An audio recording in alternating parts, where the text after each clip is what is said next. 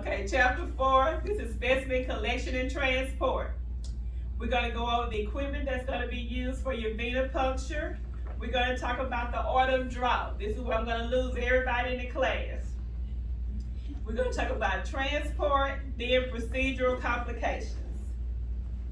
Okay, the equipment that's going to be used for your venipuncture. The following equipment is commonly used within phlebotomy. We're going to have our gloves, which we already talked about what gloves are. We have goggles, you know, the glasses that you can wear. Antiseptic. I've used my alcohol, but you all know what alcohol is. And know that for the antiseptic for phlebotomies, alcohol is the most common antiseptic is alcohol. It's the most used for your choices. Come down to, of course, you all know what a tourniquet is. This is your tourniquet, not your rubber band. That's your tourniquet. Come down to where it says collection tubes. Collection tubes are made of glass or plastic, with plastic being the preferred in use. And these are your collection tubes. Tubes are attached to a needle or a hub, and this is what they're referring to, your adapter or your hub or your needle. The tubes contain a vacuum, so they are filled automatically to a certain level. Some tubes contain anticoagulants or additives. Inside you all's caddy, you all should have a blue tube.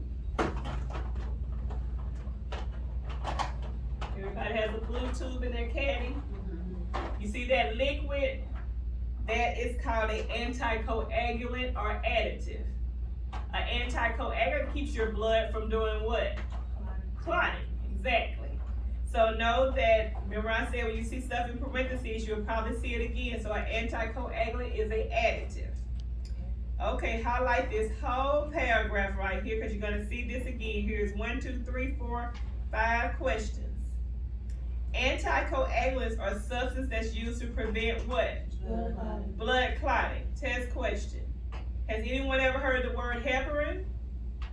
When you hear the word heparin, what do you think about? It say what? Blood thinner. Blood thinner. So it tells us that heparin is the preferred anticoagulant in clinical chemistry. And what did we just say anticoagulants do? Keeps you from clotting, right? So heparin is the preferred one of choice.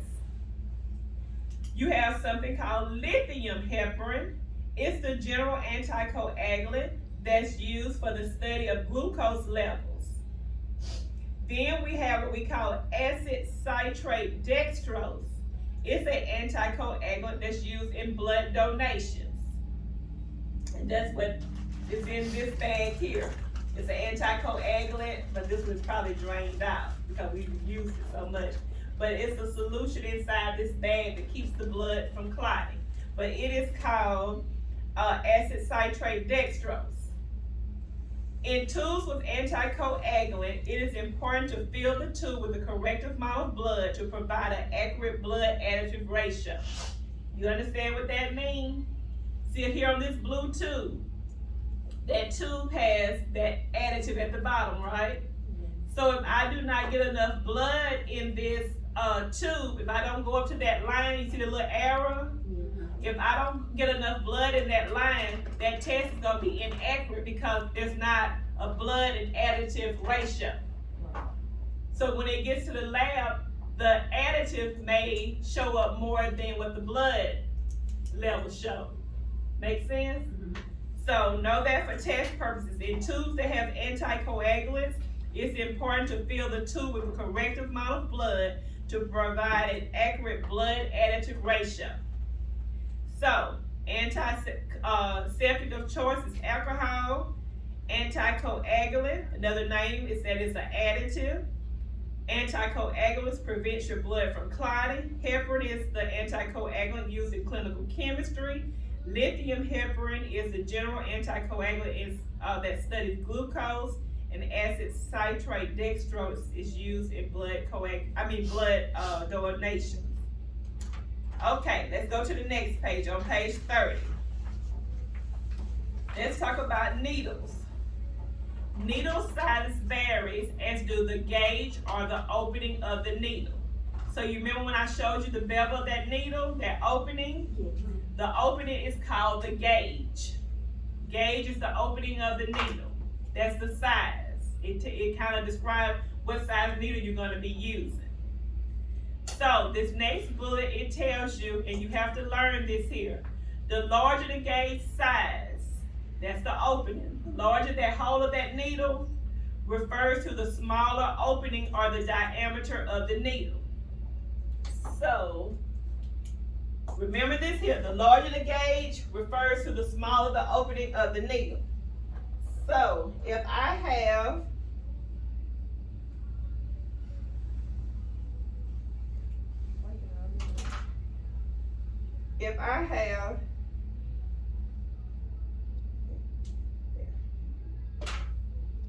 you see the size of this needle here?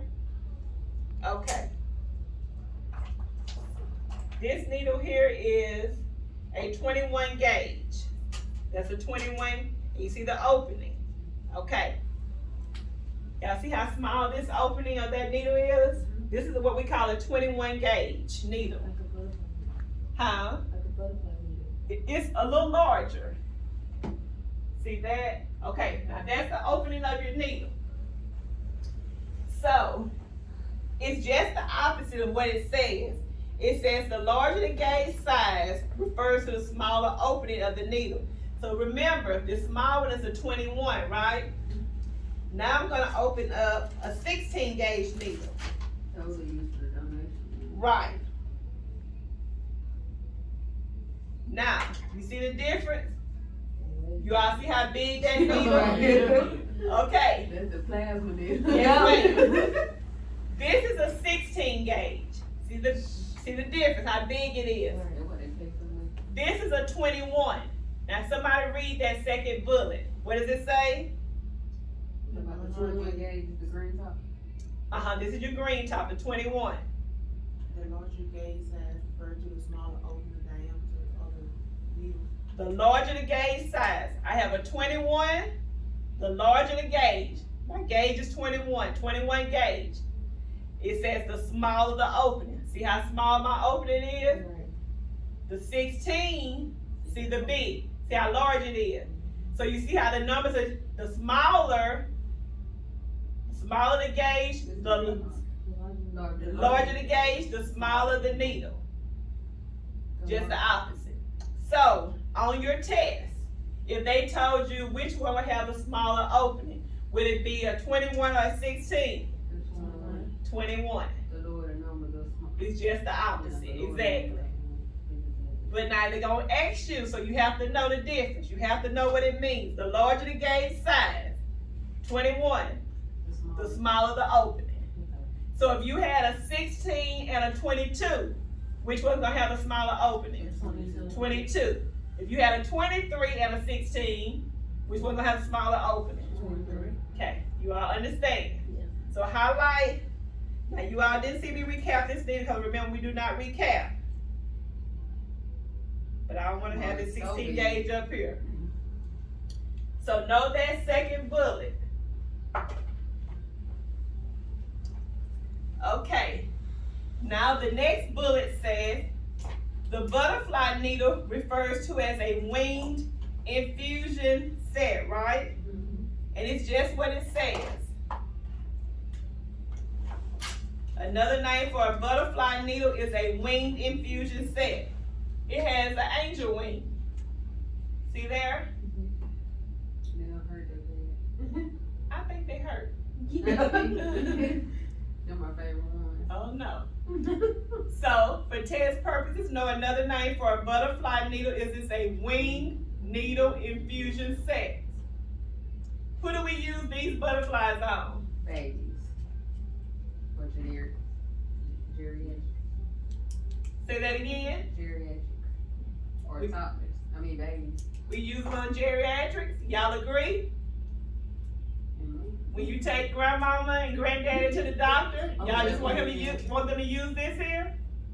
Yeah, because it's a smaller. Granddaddy might have a vein. Maybe. That's what they want you to think on your test. That the only people you use this on is geriatrics. But And it, it does say on the test, it will ask you that question. but it says a lot. you use them How on do you use butterflies if it's on too older difficult. people? Like Right. sometimes they be too difficult, then they had to use it right. Read that for me. Butterfly needles are used with conventional methods are too difficult. That's when you use a butterfly. When, just say if I've checked your vein, I've checked your intercubital area, I couldn't find a vein, I went down here, I couldn't find one, I've looked everywhere I could, and I can't find a vein. Then, I'm gonna use it because the conventional method is too difficult. But aren't they used on the newborns anyway? On infants. Yeah. But don't let them fool you and say geriatrics. Yeah. Yeah, cause I use those too when I go to the doctor. Yeah, but that's because they can't find. Or when they say the vein too small. Right. That's the only time. Now this here can get you in trouble. These needles here are very, very, very expensive. Yeah. People love to use these needles because they're easy to use. Yeah. Like you say, you like them because they don't hurt. Yeah. Some people might come in and say, can you please just use a butterfly on me? But okay, on most jobs, they just say like if you work a 8 or 12 hour shift, when your supervisor gives you your little caddy, she's gonna put all those 21 and 22 needles in your caddy. She may give you 2 of these here.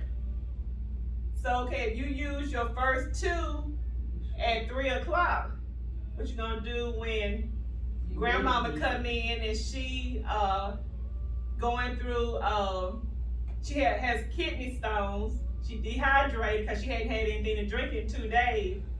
Who you gonna get a butterfly from? Your supervisor locked up her office. Right. So now you got to use a regular needle because you should have used a regular needle at 3 o'clock on your first patient who had that big old vein, but because you just like these here. Yeah. Some easy to use instead you need to use. And it's real easy to use. And you got to be careful because every vein don't need that butterfly. Yeah. It could hemolyze the blood. It could throw the level off. It could be higher. So, like Miss Pam said, your supervisor, if you're doing a 10-hour shift, she might give you 5 butterflies, but you're there for 10 hours. Which, to me, I think it's a good thing because it's getting you disciplined.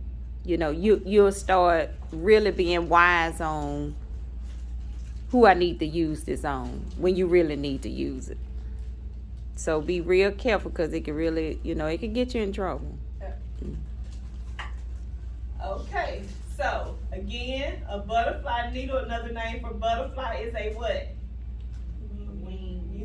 Wing needle infusion set. And only time we're gonna use a butterfly is when the convention method is too difficult. Needles have a color coding system which indicates the gauge size. Now look inside you all's caddy. You should have a black needle, a green needle, and then you should have one that's kind of like pink and green. Pull those 3 out for me. You should have a black one like this, a little pink and green one like that, and then you probably have a green one like this black one. Okay. Got some extras you need.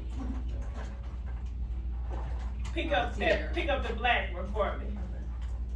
Now, on that black one, you see on that white label, it should have a number and a G. What, you all have the black one? Mm-hmm. What does that say? What's the number? 17D2 now. It says something G. Oh, 22 gauge. Okay, come down and look in your paper. What does it say at 22 gauge? Flat top. Okay, see what that means? Go to your green one. What does the green one says? My green one says 21. See what your paper says? 21. So this is just letting you know that the gauge is color coded. Mm-hmm. You don't have to know, but the more you work, you all start learning when you feel for your veins, which needle am I gonna choose? Yeah. Pretty much everywhere where you're gonna be working, you're gonna be using a 22 gauge or a 21 gauge or butterfly. Right. That's gonna be the pretty. Where I work, this is all I use right here. Okay, what size vein you have, I don't have a choice. I'm gonna have to give you this one here. I'm gonna go for what I know. But just say if you're working in the doctor's office, that's the choices that you're gonna have. That's it. You don't have anything else. But it's just, for your test purpose, you need to know that needles have a color coding, and that's how you gauge, and that's how you determine, when you feel for your vein, what size needle am I gonna use. So tomorrow when we start practicing and you all start feeling for your vein, we're gonna ask you, okay, what size needle are you gonna use? Are you gonna use 21, are you gonna use 22, or you gonna use a butterfly? That's your choices, okay? A disposable unit. What's another name for disposable unit? Sharps container. Then we have something called a centrifuge, and we have a centrifuge. See the little white machine back here on the last table? That's called a centrifuge. You remember when we talked in chapter, I think it was chapter 2, when we talked about blood is separated to your serum? Okay, this is what we're going to be talking about, and that's what that machine is for. Know the definition for a centrifuge. It is a device or a machine with a fast rotating container which applies radial force. Okay? It's used to separate fluids of different densities as in spitting the blood. If blood has a separation device, how many times should it be centrifuged? Once. Underline that word once, 3 times. You only centrifuge once. Okay? Okay, again, you're gonna have your requisition, and your requisition should match your what? Your label.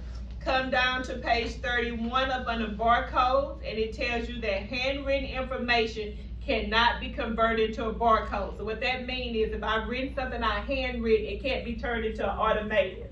It has to stay handwritten. And handwritten information cannot be converted to a barcode. But remember, it says that automated is more reliable. Okay? Under ID tags, know that for purposes on your test that an RFID tag, in parentheses it says that it uses silicon chips and wireless receiver. I can't explain that to you because I don't know what an RFID tag is, but apparently it's on your test. So know that an RFID tag is a silicon chip and wireless receiver. Okay?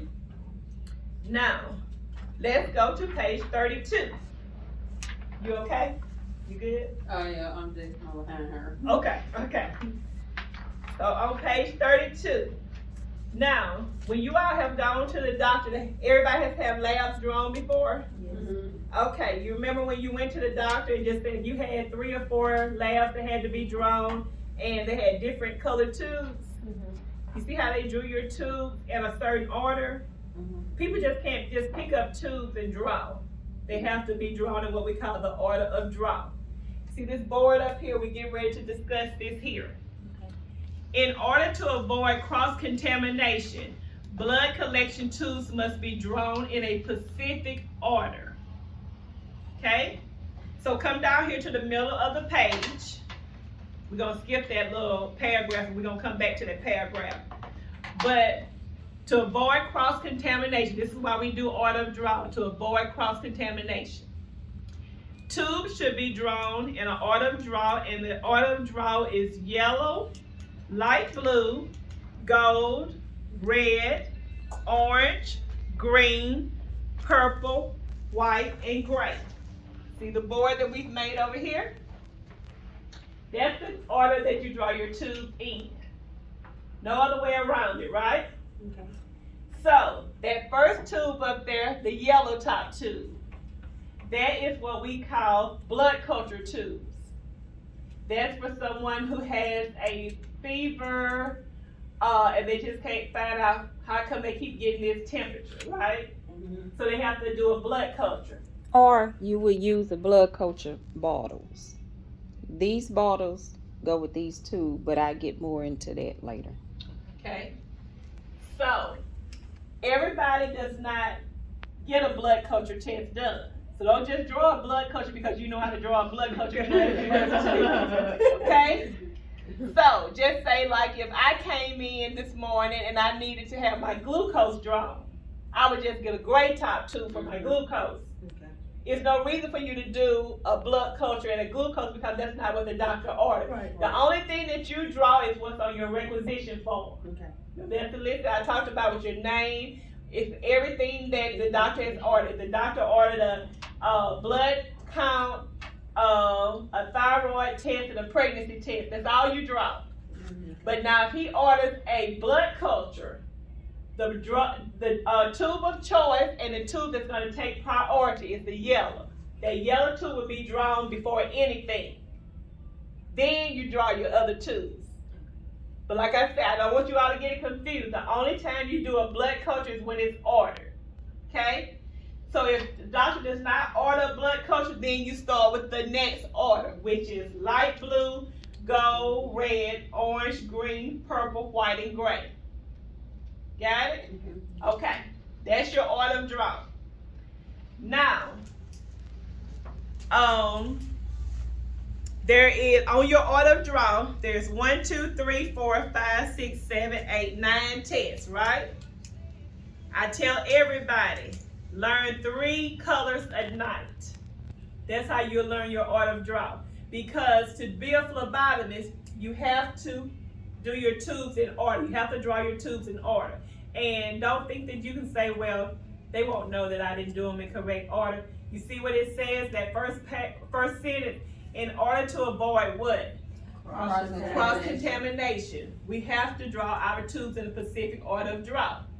So, you all see your little cheat sheet that we left on your table. That's your little card. Okay. This is your Bible. Until you learn your order of draw. We want, when you all start working, we want you all to carry this here with you. I tell everybody in the class, for in case you lose this here, take a picture of it. So I want you all to pull your card out. Tell me what color tube is a glucose. Great. So if the doctor ordered on your requisition form, if the doctor ordered that he wanted you to have a blood culture and a glucose, what color tube you gonna draw first? Yellow. Yellow, and then gray. Okay, if your doctor ordered a pregnancy test and a thyroid or a TSH, what's TSH? Thyroid. What color tube? Red or gold. Then he ordered a pregnancy test. What color is pregnancy test? Okay, so what color tube you gonna draw? Or just one? Either you're red or gold. Oh, okay, So you don't have to draw both of them. Yeah. They serve the same purpose. 99% of the time you gonna get that gold That to gold draw. top. Okay. Yes. Okay, if your doctor ordered a D-dimer, what color is D-dimer? The diamond is blue. Blue. Then they ordered a CMP. Gold or red. Okay, so what are you gonna draw first? The blue. The blue, And gold or red. then the gold. But okay, just said the nurse hurry up and run in, you get your supplies together. She said, oh, he just added a blood culture to your requisition. What's gonna be your order? Yellow, blue, and Then gold. the gold. Okay, and the reason why I want you all to make sure, I don't want you all to get confused. You see, yellow is yellow, gold is gold. Don't accidentally pick up a yellow top for your gold top. Okay? So when we start drawing, we're gonna be calling out blood tests to you all. We wanna make sure when you're getting your supplies together, you choose the correct tube. When you fill your vein, you have the correct needle of choice. Then we're gonna do our venipuncture. But this is, you have to do your order of draw. Now don't think, if Miss Aquila working in the lab and she's doing processing, and you draw a purple top, then you go back and do your blue top. You think you're gonna get away with it? No, because that's cross-contamination. It's cross-contamination. Your test results gonna be inaccurate. You either gonna have my levels gonna be too high, they're gonna be too low, then the doctor gonna be wonder what happened. And he might request get somebody else to come up and draw, and then the levels are fine. So don't think you can get away with it. So just say if you accidentally draw my purple top, and then you come back and get my blue, what would you do? Throw them away. Throw them away and do what? Start over. Start over. Simple as that. Simple as that. You do it right the first time. Okay? So, like I said, I tell the students, when you all are cooking and getting your babies ready for bed, yellow, blue, gold. Learn that Monday. Tuesday, red, orange, green. So Tuesday night, I'm gonna put 6 of them together. Then Wednesday, add the other 3. Thursday, I know all of my order draw, right? I'm ready. You got your order draw. You have to note this here because y'all see how bad this weather been lately?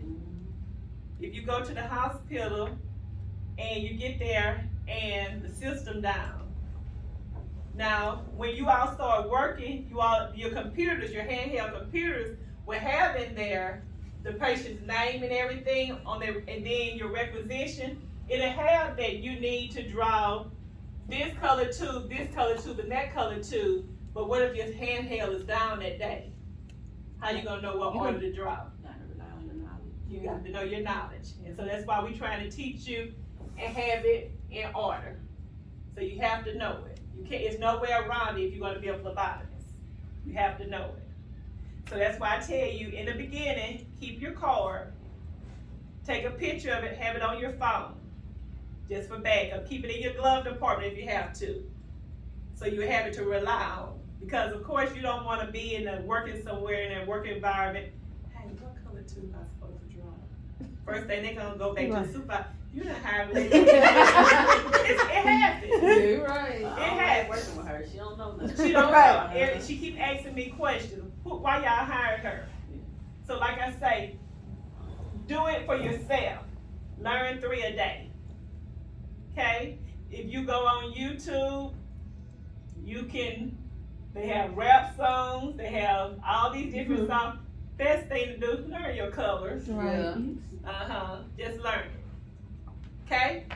Any questions about your order of draw? Queen's gonna tell y'all about those bottles later. Okay, go back up to that first bullet. This whole little paragraph, these are questions that you're gonna see again. It tells us that alkaline phosphates should never be collected in a what color top? Gray. Gray top too. We never collect alkaline phosphates. Blood that needs to be tested for lead should be tested in what color? Tan top for lead. Blood collected for blood copper should be collected in what color? Dark royal blue. These are special tests that we're talking about. You see those aren't on there. You see your tan is not on there. Your royal blue is not on. These are special tests. Okay. Then it says blood collected for blood cell count should be collected in what color? Purple top. When you hear us say do a blood typing or ABO, that's purple top. Blood that's collected for cytogenetic analysis should be collected in what color?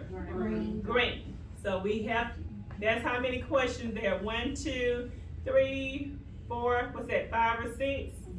Then the order of draw avoids cross-contamination. That's 7 questions. Then come down where it says yellow top tube. A yellow top tube, you see that solution that's in the bottom of that yellow top tube, that anticoagulant? That is called sodium polyethylene sulfonate, SPS. Just learn the abbreviation, SPS. When you see it on your test, be able to choose SPS. That's what that additive is called. Now, for your order of draw, like I say, you have got to learn that for the future. There's no way around it. It's not on your test, but you need to know it. Don't just skip it while you're studying, okay? Okay, let's go to page 33. Some of the uses of your tubes. For yellow top, you need to know that it's for paternity testing.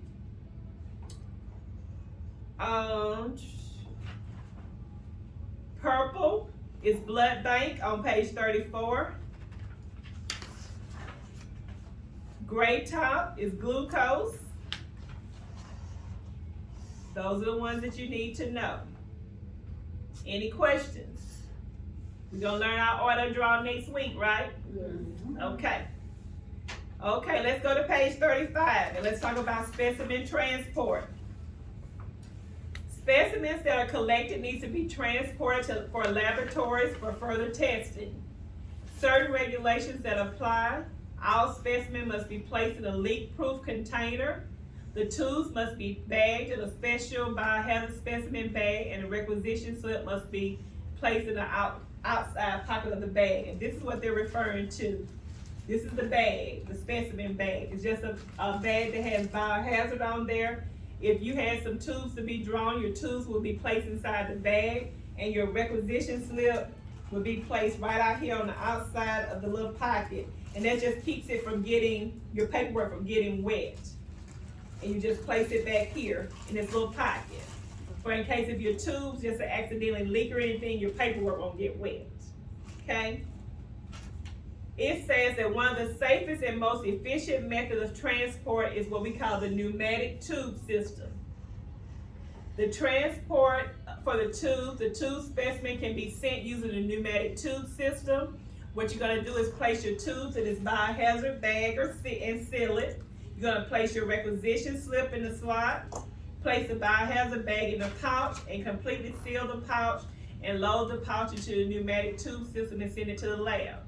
So what this is inside of the hospital. You know how like when you go to the ATM, the teller at the bank, you know how you have the lady that sits right there inside the bank, but if you go to the opposite end and you have to send your little container to her, that's kind of like what a pneumatic tube system is, but it's inside the hospital. It can go from floor to floor, and it's saying that it's the safest way to send your blood. Now, if you have a blood specimen that says stat, of course you wouldn't send it through the pneumatic tube system. You will walk it down because they need it stat. They need it immediately. So, but just if you had just regular routine labs, you can put them in the pneumatic tube system. You might be just there on the 5th floor. The lab can be on the 3rd floor. You just place it inside the little container, hit lab, and it goes on down. You go about your business to your next couple of patients. But this is just give you an idea what a pneumatic tube system is. It's the safest and most reliable way besides walking it down yourself. Okay?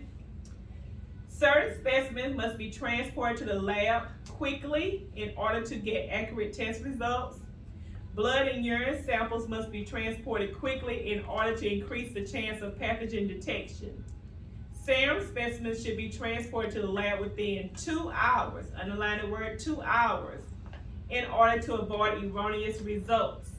A delay or improper transport may cause a hemolyzed specimen, which can compromise laboratory testing and or assays. Other specimens need to be preserved before testing and analysis and should therefore be kept cold. So if you have a specimen that needs to be kept cold, what would you do? Icy water. Place it on icy water. What if you have a specimen that is light sensitive? What are you going to wrap it in? Aluminum foil. That's 2 questions that you need to know. Aluminum foil or icy water. Now, there are different procedure complications on page 36. This is different things that can happen when a person comes in and have a specimen drawn. You can have bleeding that does not stop. If you do a venipuncture and the bleeding does not stop after how many minutes? 10 minutes, what are you going to do? You're going to contact the supervisor. The patient who is bleeding does not stop should not be left alone until the bleeding has stopped. Why would you not leave that person alone? They can faint. And then once they faint, they can pass out, they can hit their head. But the main thing is you do not leave that person alone. And the bleeding, if it's not stopped within 10 minutes, you need to notify your supervisor. If a person faints, the procedure should be what? Stop immediately. Immediately stop your procedure. After you get that person awake and oriented, then later on, we can go ahead and finish the procedure. But as right now, we're going to stop the procedure so they will not harm themselves worse. So stop the procedure immediately. What happens if the person goes unresponsive? You're going to call for help. Would you leave that person alone? No. No, you just have to scream as loud as you can for some help. Okay? Go to page 37. They have what we call an indwelling line or catheter. As phlebotomists, you will not touch an indwelling line or catheter, but it is on your exam, and it's a source of potential error. And to prevent complications, the sample should be discarded 3 times the amount of the line before the specimen is collected for further testing and analysis. So you just need to know that you're gonna discard that line how many times? 3. 3 times. But you do not touch an indwelling line or a catheter. If you go into a patient's room and they have a indwelling line or a catheter, you will notify the RN and get her, if she gets able to stop that medication or whatever, you get her to do it, but you are not to touch that line.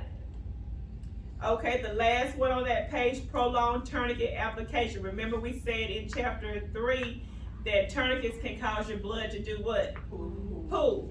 So it tells you that a tourniquet should not remain on a patient for longer than 1 minute. Underline this, because it can lead to tissue or nerve damage. If you do leave it on for more than 1 minute, it can lead to tissue or nerve damage. And you know now everybody's lawsuit happy. So be mindful of leaving your tourniquet on. Before a patient leave your site, make sure you have that tourniquet in your hand. Okay? All right. Any questions on page 37? Okay, we have one more chapter, and then that's good. Everybody good? Okay. One more chapter. We're on chapter 5, and we're going to talk about special phlebotomy procedures for chapter 5. We're going to